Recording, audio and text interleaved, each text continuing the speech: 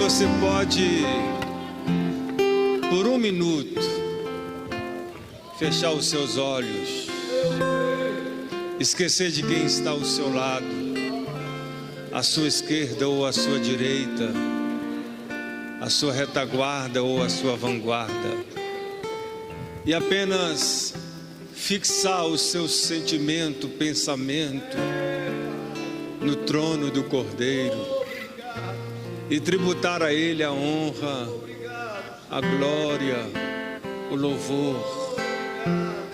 Faça de conta que você está sozinho aqui dentro e o Senhor está vindo aqui para te visitar.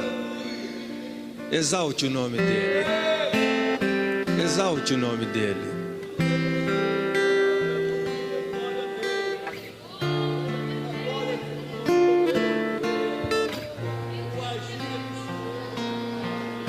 Sopra Espírito de Deus nesse lugar.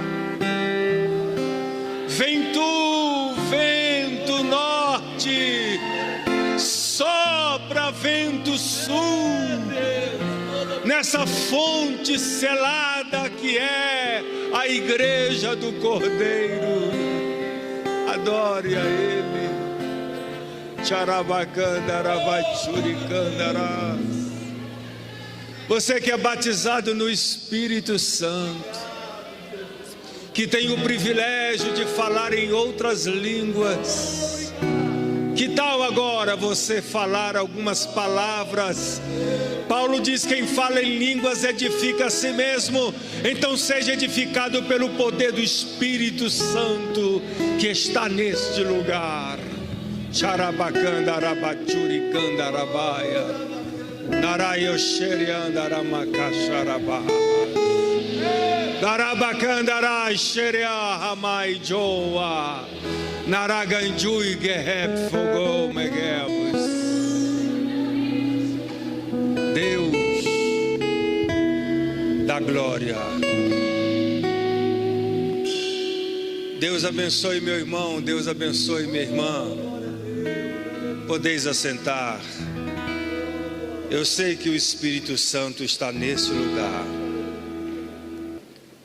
Quantos aqui já puderam desfrutar da sua presença? Quantos aqui acreditam que esta noite Jesus poderá fazer um milagre na sua vida? Uma das coisas que eu tenho aprendido, pastor Valdir, na caminhada cristã, eu me converti em 80, então tem 41 anos. E 3, 4 anos depois eu já comecei a me envolver com o ministério, a partir da escola dominical. E durante toda esta caminhada, Deus tem me feito e me ensinado uma coisa. Todas as vezes que a gente vem ao culto, a gente precisa vir com expectativas de vitória. A gente precisa gerar no nosso coração um sentimento de que Deus vai estar de fato no culto. Só que essa expectativa não começa na hora do culto, começa quando a gente já está saindo de casa para o culto. E como é que é isso? Eu vou para a igreja, para a casa de Deus, pensando, analisando, sentindo, construindo isso no meu imaginário, de que esse culto, nesta noite, vai ser o culto da virada de Deus no meu coração. Aí suponhamos que não aconteça nada. Aí você volta para casa não como derrotado, mas você diz assim: Jesus, hoje não rolou, mas amanhã eu estou de volta. Aí você vem amanhã, também não acontece nada, e você diz: mas no outro culto eu vou estar presente e o meu milagre vai acontecer. É isso que é gerar expectativas de vitória. Pode ser hoje, pode ser amanhã, mas o milagre vai acontecer. Pelo menos eu creio que eu estou pregando para crentes. E crente acredita em milagres. Eu quero compartilhar com vocês um texto, e eu vou ser breve nisso, mas antes de falar nesse texto, eu gostaria de fazer uma pergunta honesta e gostaria que você me desse uma resposta sincera. Quantos irmãos e irmãs aqui que ao ler um texto na Bíblia você não entendeu nada? Você não entendeu o texto. Eu já... Bem-vindo ao clube. E por que a gente tem essas dificuldades? Porque a Bíblia originalmente não foi escrita em português. Ela foi escrita em hebraico, pelo menos em senso comum a gente crê que ela foi escrita em hebraico, aramaico e grego.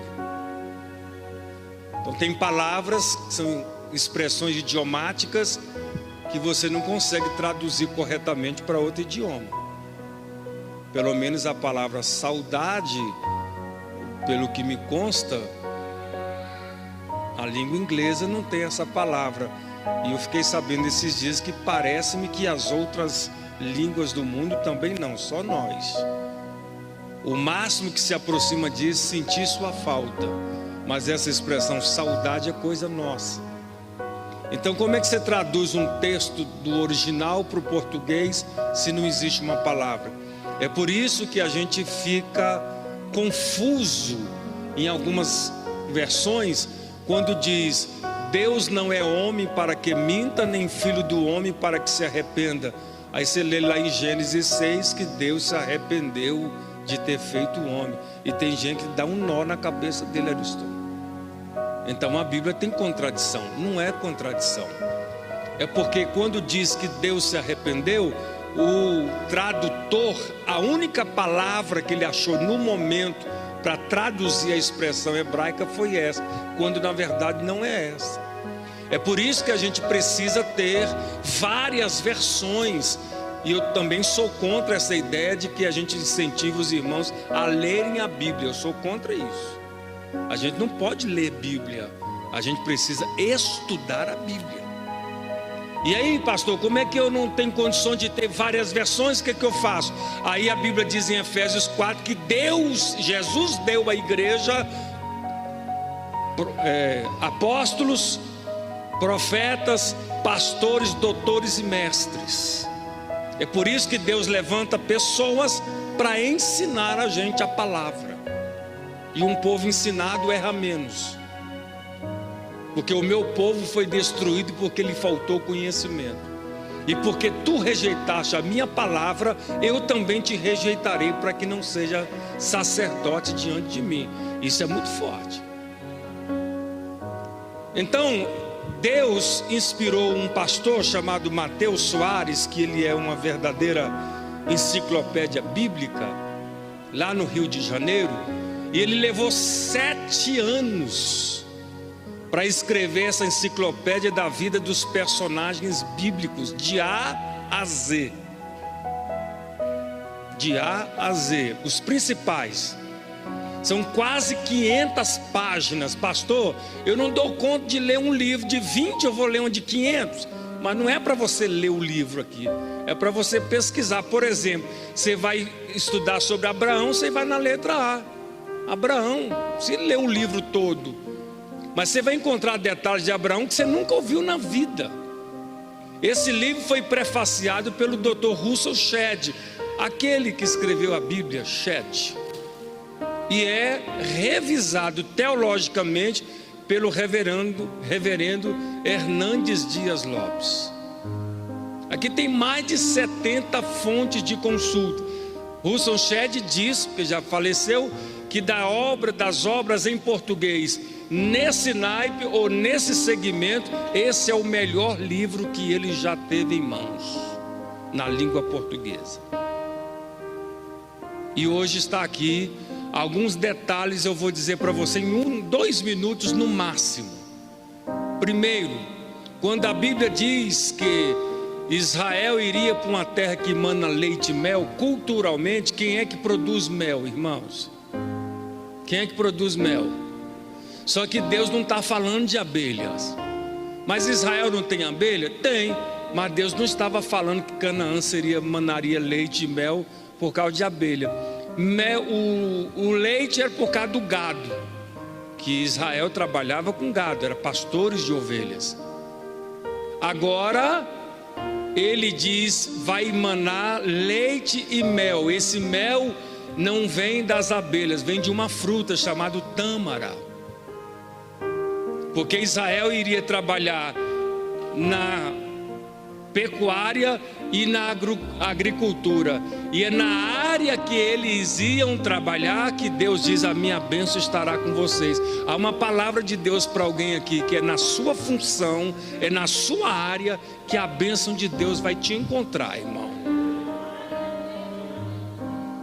Aqui fala, por exemplo, Herodes. Herodes não é nome próprio, é título.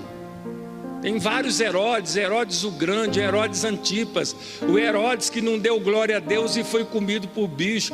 Mas tem gente que acha que Herodes não deu, oh aleluia, não é isso não dá glória a Deus, é não ter dado a glória que era para Deus, ficou para ele, aí ele foi comido de bicho. É perigoso, porque a Bíblia diz que Deus não dá a sua glória para ninguém. Deu para entender? O nome do sogro de Moisés, quem lembra? Quem lembra? Rápido. Não é Jetro, gente. O nome do sogro de Moisés é Reuel. Mas não está escrito lá que Jetro, sogro de Moisés, mas Jetro não é nome próprio, é título sacerdotal, que significa sua excelência. E aí, Êxodo 2:18 diz que o nome dele era Reuel, porque quando as filhas de Reuel chegaram a casa, disseram para o pai, hoje nós chegamos mais cedo porque fomos salvas por um egípcio, que ele nos livrou da mão dos pastores. Deus levanta pastores para nos livrar das mãos dos egípcios. Aqui foi o contrário, Deus levantou o egípcio para livrar das mãos dos pastores, que tem pastores por aí que é treva. Deu para entender? E lá diz Reuel. Por que Reuel? Porque está se referindo à família. Lá na sua casa, irmão, você pode ser pastor, apóstolo, bispo, vice-deus, ungidão, Jeová Júnior, o quarto homem da Santíssima Trindade. Você pode ser o que for, mas em casa você não é pastor. Lá você é o Zé, é o João, é o Zezito. E se for vô é pior, porque a netaiada vai montar em cima de você e brincar de cavalinho. E adivinha quem vai ser o cavalo da história? Você. Porque filho amansa e neto monta. Dá para entender isso? Então em casa não dá para você dar carteirada, me respeita minha mulher, minha esposa, agora eu sou presbítero. Não, você é presbítero na igreja. Em casa você é o Zé Melancia. Então se você quiser uma fonte de conhecimento, no final do culto você vai procurar aqui o meu irmão pastor Lê. O Lê vai estar aqui com esse material em algum lugar aqui na saída. E eu acho, pastor Valdir, que um livro desse, uma fonte dessa, não podia ser menos de R$100 nunca. E o pastor Mateus está vendendo a R$80. Se você quiser, inclusive se não tiver dinheiro hoje, eu sei que você não vai perder o céu por causa de R$80. Você pode dar o nome para o irmão Lei e amanhã você traz. Agora você traz mesmo, viu, irmão? Que esse pastor aqui, quando ele ora, Jesus amado, tem misericórdia. Deus abençoe sua vida, que Deus tenha misericórdia de nós. Ainda bem que eu não sou vendedor, porque se eu fosse depender de venda para viver, eu ia passar fome. Vamos à palavra de Deus. 2 Reis capítulo 2. 2 Reis 2, versículo 14. Uma palavra que eu ensaiei com vocês aqui o ano passado, mas Deus reacendeu esse texto em meu coração. O versículo 14 que diz o seguinte: e tomou a capa de Elias que lhe caíra e feriu as águas, e disse, o que ele disse? Não, pode ser melhor, onde? Diga comigo, onde está o Deus de Elias? Talvez essa seja uma das perguntas recorrentes, principalmente vivenciando um contexto de pandemia como nós estamos inseridos. Onde está o Deus de Elias? Quem era ou quem foi na cultura hebraica o Deus de Elias? O Deus de Elias é aquele que chama um homem por nome de Elias, que estava na região de Tisba, que o traz lá da região de Gileade e o constitui profeta. Num contexto em que o rei de Israel era Acabe, mas quem governava era sua esposa, a rainha Jezabel, que por sua vez não era de Israel, era Sidônia, filha de um feiticeiro, que era o maior feiticeiro da época.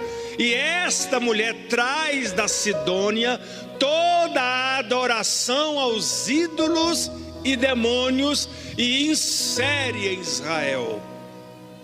E como se não bastasse, ela como rainha, ela promove um verdadeiro movimento de culto e de adoração a Baal e a deusa Azera. E nesse momento em que o povo estava desviado, em que o rei não temia o Senhor, cuja rainha era uma mulher que adorava outros deuses, Deus então levanta um homem, um único homem. E eu quero dizer para você aqui, meu irmão, basta um para fazer um estrago no reino das trevas, desde que seja levantado pelo Senhor. Acontece que nesse mundo, nesse clima em que as pessoas esqueceram o Deus de Israel, o Elias aparece e no primeiro momento Deus nem dá a palavra para ele, ele já toma posse do que Deus havia chamado e já chega para o rei de Israel e diz: ó, segundo a minha palavra, não é segundo a palavra do Eterno, é segundo a minha palavra, não vai chover e não haverá orvalho, irmão, porque o que ele falou complicou.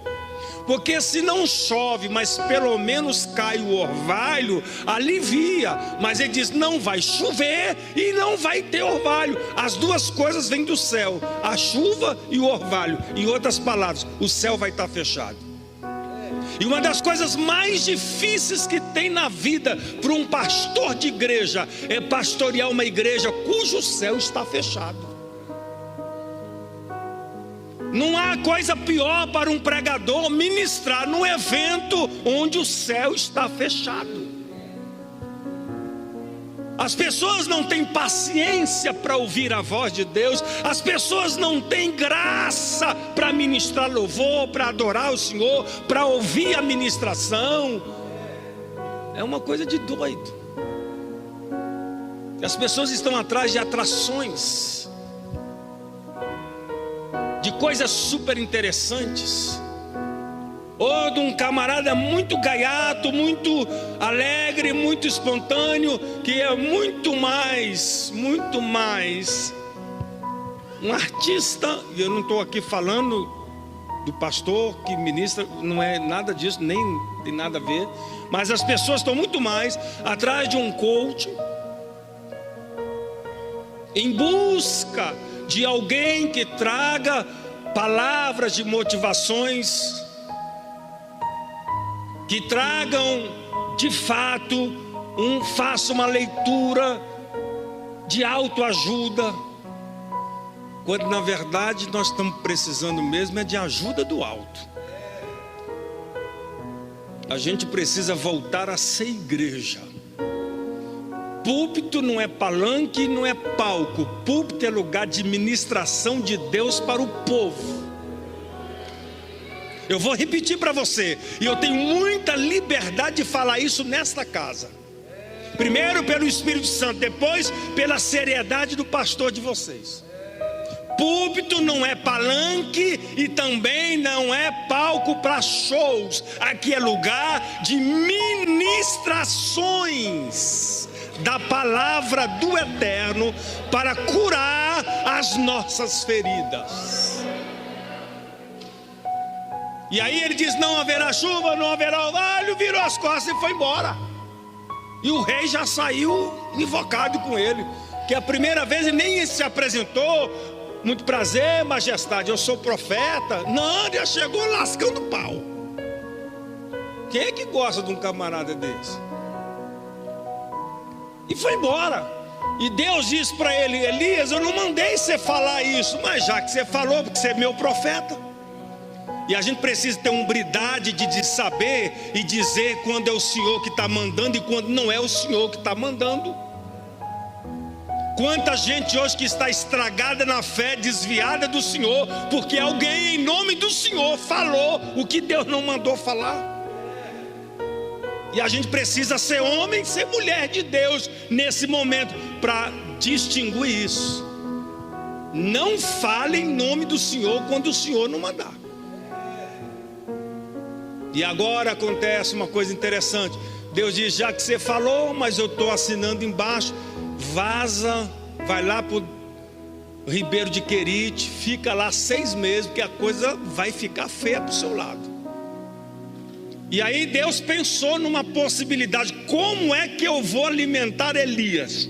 Eu mando maná do céu, mando comida para ele, porque se eu usar alguém para levar pão para ele, a rainha vai saber, vai seguir e vai encontrar. Aí Deus teve a ideia, porque Deus é maravilhoso: eu vou mandar aviação corvina, porque ninguém persegue o urubu, ninguém vai onde o urubu vai. Qual é a rainha que vai atrás de urubu? Deus diz: pronto, o urubuzão vai levar pão e carne no bico, e ele não vai comer porque não está podre, vai contra a vontade, mas eu estou mandando, eles vão lá, deixa para o Elias todos os dias. Ei, eu estou pregando para você de um Deus que quando ele quer fazer, ele usa até urubu, mas a vontade dele é feita. Se não tiver urubu, ele usa jegue, ele usa jumento, e se ele usa jumento e se ele usa urubu, não é possível que não tenha um vaso aqui que ele não possa usar. Não é possível que a gente está pior do que o urubu. E acontece uma coisa extraordinária: o ribeiro secou. Diga comigo: o ribeiro secou. E não tem sido muito diferente nos nossos dias. O ribeiro secou. E o urubu não apareceu com pão nem com a carne. E aí Elias fica com fome. Aí ele vai falar com Deus. Aí Deus aparece para ele e diz: aí veio a palavra do Senhor. Só agora que a palavra do Senhor vem para ele, diz: vai para a cidade de Serepta. Eu já falei com a viúva e ela vai cuidar de você. Só que quando Elias encontra a viúva não está sabendo de nada. Mas Deus já não deu ordem para a viúva? Deu a ordem, mas a viúva não sabia. É um rolo, irmão. É um rolo. Deus fala que já falou e a mulher não está sabendo de nada. Chega o Elias lá, se apresenta lá na região governada pelo pai da Jezabel, na boca da onça. E ele pergunta, conversa com a viúva e diz: vem cá, a senhora sabe onde é que tem uma fazendeira, uma viúva rica aqui? Tem uma... Não. Ela deve ter uma Hilux. Hilux? Sei nem o que é isso. A única viúva do pedaço aqui sou eu. Ele disse: Deus, o Senhor não fez isso comigo. Como é que o Senhor vai usar alguém que está mais quebrado do que eu? É a especialidade de Deus, irmão. Usar o que não tem para provar que ele tem. Usa o que não é para que ninguém se ensorbebeça e ache que nós somos o cara. Você, eu, nós não somos o gás da Coca-Cola. Nós somos apenas instrumentos. Eu costumo dizer nas mensagens que eu sou apenas o carteiro, porque quem escreve a mensagem é Ele, é o Senhor. E ele disse: a senhora poderia me dar um copo com água? Ele disse: água eu tenho. E crente é folgado, irmão. Crente é folgado. Você dá um copo com água, ele já parte para outra coisa. Aí ele já falou assim, já gritou lá da sala: aproveita e me traz um bolo. Aí a velhinha saltou e disse: não, bolo? Não, água eu tenho, mas bolo não. Aliás, só tem um pouco de azeite aqui, um pouco de farinha. Eu vou fazer um bolo mesmo, mas só 2, pequenininho, um para mim e para o meu filho. Nós vamos comer, sentar debaixo daquela árvore e esperar a morte, que a fome está demais. E ela não sabia que a fome estava acontecendo por causa do camarada que estava na casa dela. Que se ela soubesse, ela quebrava ele no pau. Cuidado com aquilo que você anda falando, irmão. Cuidado com aquilo que você anda profetizando. E aí aconteceu que Elias, como porta-voz de Deus, diz assim: não, faz o bolo primeiro para mim. Aqui é Deus falando com a gente. Faz primeiro para mim, depois para a senhora e para o seu filho. Porque se você fizer primeiro para Deus, vai sobrar para todo mundo. Não, você não entendeu. Se você fizer primeiro para o Senhor, vai dar para todo mundo comer.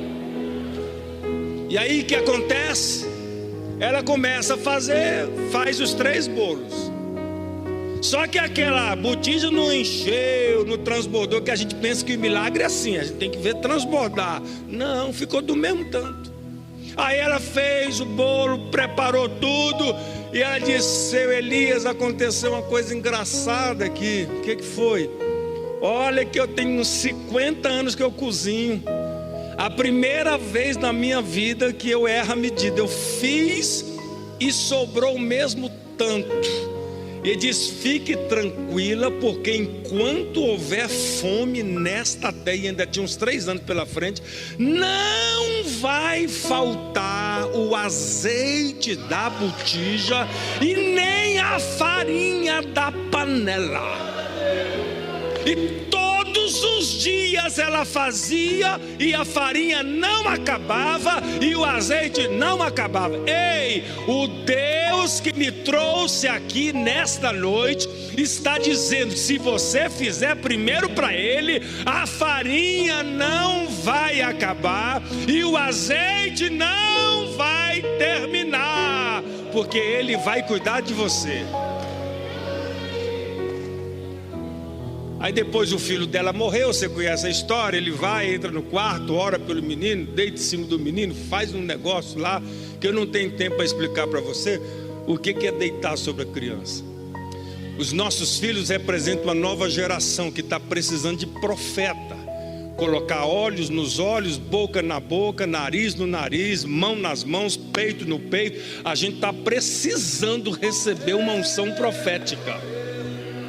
A gente precisa sair desse balaio de gato, desse oba-oba, desta coisa apenas externa, emotiva, apenas o ai-ai-ai, ei. A gente precisa parar com isso e voltar a acreditar que a nossa geração precisa de uma unção que mude o rumo desta nação.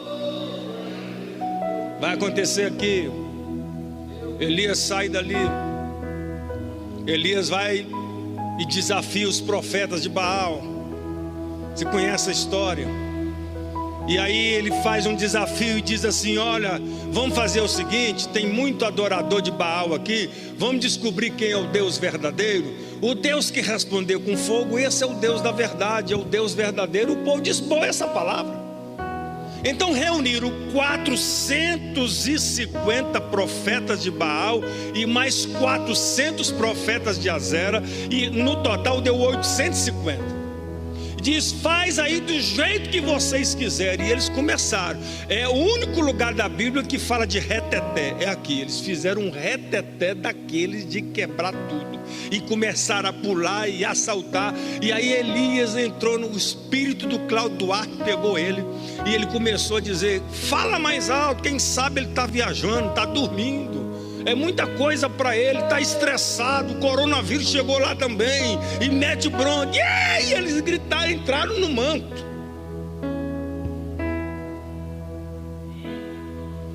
Até que deu meio-dia, eles estavam todos cortados. Elias disse: agora é a minha vez. Antes de falar com Deus Jeová, vamos arrumar o altar. Porque não adianta ser de oração, não adianta pregar bem, não adianta cantar bonito, tem que arrumar o altar. E aí arruma o altar, coloca as 12 pedras representando as tribos de Israel, e aí diz: faz uma vala ao redor do altar, e joga água, e jogaria, e joga mais água, e põe mais água 3 vezes. 3 vezes, porque quem vai responder é o Deus Trino. Então manda lá, enche de água. E aí Elias faz a oração que marcou. Deus, mostra para esse povo que tu és Deus e que eu sou teu profeta, que eu não estou aqui com blá blá blá, eu estou aqui no teu nome para fazer a tua vontade. E a Bíblia diz que caiu fogo do céu, lambeu a água que estava ao redor do altar e consumiu a oferta que estava sobre o altar. E o povo gritaram e disseram: só o Senhor é Deus. Aí Elias diz: traz os profetas para cá. 850. E eu jurava que era Deus que tinha matado. Não, irmão, você leu o texto lá, foi Elias que meteu a viana no bucho dos 850. Tem hora que você tem que usar a viana. Lá no Nordeste fala viana, é peixeira, no bucho. Mas não, pelo amor de Jesus, eu estou sendo filmado, eu não estou falando literalmente. Você vai andar armado aí não, da cadeia. Eu tenho que explicar bem explicadinho, porque o povo hoje está terrível. Um processo é daqui para ali. É no sentido, meu irmão, figurado. Isso aqui é para você entender que há momentos na nossa vida que a gente precisa exterminar o mal pela raiz. Não é matando fisicamente, porque a igreja que é igreja não aceita violência. Igreja que é igreja não fica perseguindo o homossexual. Nós não temos nada a ver com eles. Eles têm a prática que quiserem. Nós pregamos a verdade. Eu nunca vi Jesus pregar contra, por exemplo, esse pessoal que gosta de ter intimidade com criança, pedofilia. Será que na Grécia, será que em Roma não tinha pedófilo? Mas Jesus nunca abriu a boca para meter o pau neles, porque a palavra que ele pregava tinha tanta autoridade que não precisava ele ficar falando isso. A palavra mudava, a palavra transformava, a palavra libertava, a palavra enchia, a palavra mudava o rumo da pessoa. É isso que a gente precisa voltar a fazer: pregar a palavra e deixar de ficar falando mal da vida dos outros. E vocês não ficam me olhando desse jeito aí não, que eu vou desconfiar que Deus está falando contigo. Sorria, você está sendo filmado. Vale um glória a Deus, vale um aleluia. Vale um amém? Eu não sei não, mas acho que o meu tempo acabou. Depois que Elias faz esse estrago todo, chega um mensageiro para ele e diz: olha, já mandaram uma fotografia aí no Instagram lá da rainha. Ela está sabendo do que aconteceu aqui. Ela jurou que até amanhã esse horário você está morto. Aí o Elias vaza para o deserto. O rapaz que andava com ele, que não era Eliseu, disse: fica aqui que eu vou sozinho, porque eu vou e não volto mais. Eu vou pedir para Deus me matar. É muito melhor Deus me levar do que uma mulher me matar. Então ele não quis suicidar-se, ele pediu para Deus executá-lo. E aí ele cansou, deitou e dormiu. Disse: me mata, eu quero acordar no céu. Só que ele acordou na areia, no deserto, com alguém do céu trazendo para ele. Olha aqui, você não está entendendo. Deus primeiro usou um corvo para levar pão, depois usou uma viúva para levar pão, agora Deus usa um anjo e trouxe para ele água e pão, e diz assim: ei, Elias, coma e beba. Ele comeu, bebeu, enrolou de novo e dormiu. Aí o Senhor, pela segunda vez, eu vim aqui dizer para alguém que o Deus a quem nós adoramos é o Deus da segunda oportunidade, é o Deus que vem pela segunda vez, toca nele, diz: come e beba, e com a força daquela comida, ele caminhou 40 dias e 40 noites até o Horebe, o monte de Deus. Não é que quando Elias chega no monte de Deus, ele achou uma caverna. Ele entra na caverna igual o Batman, fica camuflado lá dentro, e aí Deus aparece na porta, porque ele achou que estava escondendo de Deus. E ele foi para o monte Horebe, que a Bíblia diz que era o monte de Deus. Aí Deus chega assim e diz: ô Elias, o que você está fazendo aqui? Que o monte é meu, você está aqui, o que você está fazendo aqui? Oh Senhor, mataram os teus profetas, só fiquei eu. Eu sou o único crente dessa igreja que jejum e oro. Eu sou o único crente aqui que conseguiu ler a Bíblia 2 vezes esse ano. O resto está tudo desviado. Eu sou a única irmã dessa igreja que anda com a saia lá no pé, que eu estou fazendo concurso para freira. Eu não sou igual essas outras que ficam mostrando as canelas. Aí Deus disse: como é que é a história? Só tem eu de profeta. Disse Deus: não, rapaz, você está doido? Tem mais 7.000. É que eles não estão no Instagram, não está no Face, não está nas redes sociais, mas tem mais quantos? 7.000. Tem mais gente que ora, tem mais gente que acredita, tem mais gente que busca, tem mais gente que acredita na palavra. Não é só você não, querido. Tem mais gente aí que o nome dele não está no outdoor, que não está nas redes sociais, mas que estão na presença de Deus. São anônimos, mas são cheios da graça. Não tem nome, mas tem unção. Aliás, irmãos, a unção precisa vir antes do nome. Lembra lá em Samuel 16, quando Deus manda o profeta Samuel ungir um dos filhos de Jessé, rei de Israel? Deus não fala o nome, diz que era um dos filhos. Aí vai o profeta: é esse, Deus, não é. Aí diz: não tem mais, não fala, o pai não fala o nome. Ainda falta Davi, não, tem o menor, que está lá cuidando das ovelhas. Manda chamar o menor, não nos assentaremos enquanto ele não chegar. Quando Davi chegou, não fala nome, que Davi chegou. Aí o profeta olha para ele, é de aspecto gentil, ruivo, não era bonitão igual o Samar, o Eliabe, porque Deus vê a beleza diferente da gente, porque o profeta gamou no Eliabe, disse: esse cara é rei, porque essa pinta aí, olha o ternão do Elistone.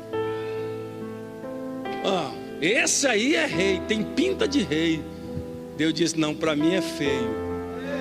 Aí vem o feio, Deus disse: esse aí é bonito. Você vai entender Deus? Vai entender Deus? Sabe o que aconteceu? Aí quando Deus falou: é esse aí que é rei. Aí quando derrama o óleo da unção, depois que ele recebe a unção, o texto vai dizer, e a partir daquele momento, Davi foi cheio do Espírito. A unção, o nome só vem depois da unção, irmão. Não fique impressionado com o nome nosso não vale nada. O nome que faz aqui é o nome dele, é o nome de Jesus. É no nome dele que os demônios vão embora, é no nome dele que os enfermos são curados, é no nome dele que a igreja marcha, é no nome dele que a igreja triunfa. Enquanto você não glorificar, eu vou mandando. É no nome dele que milagres acontecem, é no nome dele que a obra é feita. Dá para entender isso? Olha só que coisa linda, e eu termino aqui. Aí Deus faz um teste final com Elias. Vem um terremoto. Aí o Elias diz: Deus está no terremoto. É que Deus também faz terremoto, mas naquele dia Deus não quis fazer. O problema do crente terremoto é que ele acha que todo culto tem que virar, todo culto tem que arrebentar a boca do balão. Eu tenho um amigo lá em São Paulo que ele deixou até de ser meu amigo depois que eu falei isso para ele. Eu falei para ele: rapaz, eu morro de inveja de você. Disse: por quê, pastor? Porque todo lugar que você vai, você diz que arrebenta. Tem lugar que eu vou, eu é que sou arrebentado. Mas você para mim é o cara. Ele ficou tão sem graça que nunca mais ele falou comigo. Tem uns caras que é besta, irmão. Aqui quando eu ministro é diferente. Quando eu canto, maná. Mas quando desce do púlpito, vai ficar zapeando, conversando, mascando chiclete. Mas quando sobe,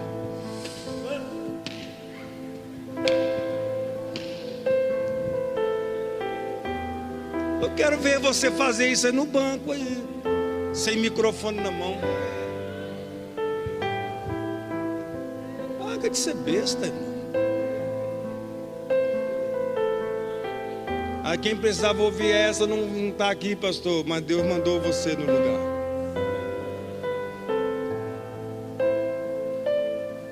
Veio um vento forte, rachando tudo. Deus não está. Veio fogo. Elias é o profeta do fogo. Está no fogo. Aí Deus veio com uma brisa suave. Sabe aquele culto que a gente acha, Lei, que não vai virar, que não vai dar em nada?